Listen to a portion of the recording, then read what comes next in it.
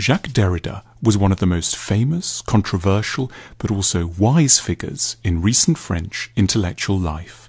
Derrida was born in 1930 in El Biar, a suburb of Algiers, in what was then French colonial Algeria. His family were Jews, his father a salesman for a local wine firm.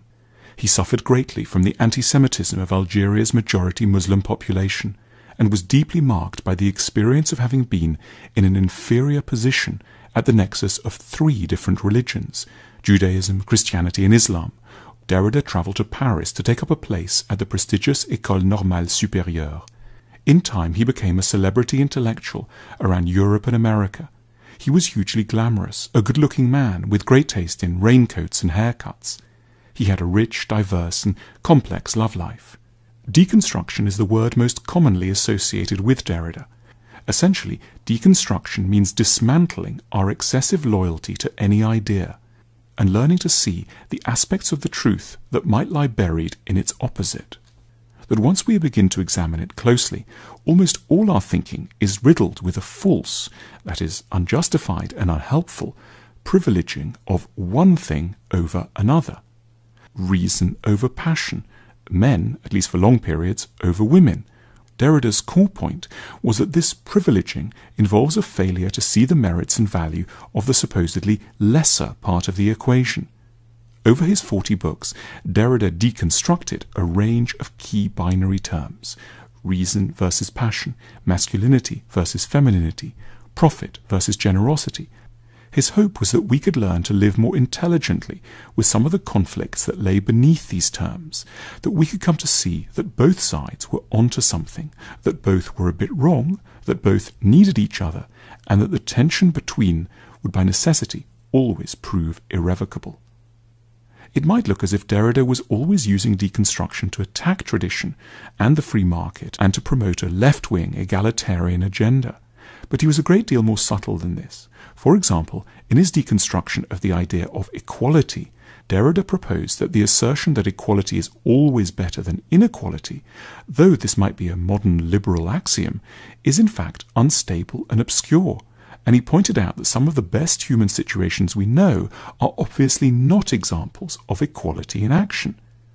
To deconstruct an idea is to show that it's confused and riddled with logical defects, and that we must keep its messiness constantly in mind. Derrida was criticizing our tendency to imagine that behind every problem lies somewhere a good and neat solution. We are for him creatures destined to live our lives without clear answers, and that the craving for them is at the root of our troubles. He wanted to cure us of our love of crude simplicity and to make us more comfortable with the permanently oscillating nature of wisdom. For instance, he argued that we might be rightly confused about the merits of capitalism and socialism, or the relationship between love and sex, but that we should never rush to conclusions around these topics. There are useful things to be said on both sides of these equations. Being confused and uncertain around such concepts isn't a sign of weakness or stupidity. It is, for Derrida, the central mark of maturity.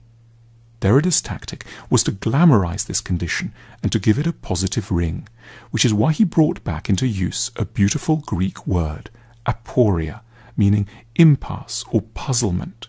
He was proposing aporia as a state we should feel proud to know and to visit on a regular basis. Confusion and doubt are not embarrassing dead ends in the Derridian worldview. They are simply evidence of the adulthood of the mind. One of Derrida's chief targets of criticism was a way of thinking that he called logocentrism, by which he understood an over-hasty, naive devotion to reason, logic and clear definition, underpinned by a faith in language as the natural and best way to communicate. Derrida, who loved music and art, stressed that many of the most important things we feel can never be neatly expressed in words, spoken or written, as a logocentric tends to forget. An instance of logocentrism which particularly interested Derrida was the prestige of the idea of IQ, which measures primarily a person's ability to solve logical puzzles, but which largely ignores many other qualities of mind, for example, telling us very little about a person's capacity for friendship, for being a parent, for having fun, or managing their emotions. For Derrida, certain people might not be so brilliant at completing geometrical sequences, But that would tell us very little about their skill at making a success of a marriage, a business, a holiday, or a party, all of whose importance Derrida understood well.